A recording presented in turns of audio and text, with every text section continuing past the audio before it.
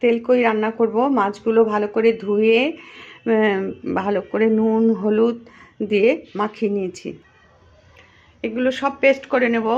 কাঁচা লঙ্কা, আদা, ছোট ছোট 4টে পেঁয়াজ, একটা টমেটো 4 ফালি, আর হাফ চামচেরও কম জিরে, তো সব পেস্ট করে নেব।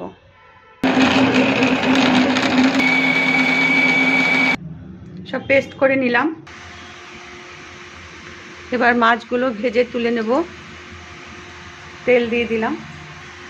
এবার একটু তেলে নুন ছিটিয়ে দেব, মাছগুলো লেগে যাবে না।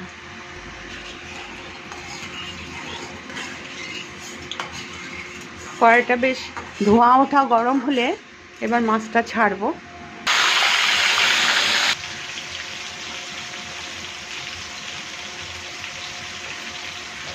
মাছগুলো তুলে নিলাম। এবার তেলে কালো জিরে আর কাঁচা লঙ্কা দেব। এবার বাটা মশলাটা দিয়ে দেব। মিক্সির জার ধোয়া জলটাও দিয়ে দিচ্ছি। এবার বাটনাটা বেশ ভালো করে কষিয়ে নেব।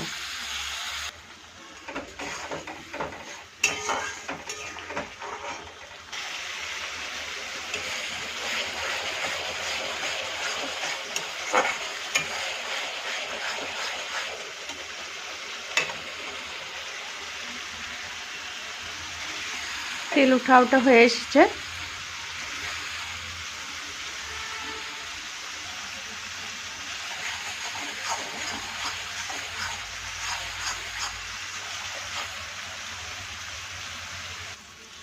সামান্য একটু মিষ্টি দিয়ে দিলাম। এবার জল ছাড়ছি। এবার মাছগুলো ধীরে ধীরে ছেড়ে দিচ্ছি।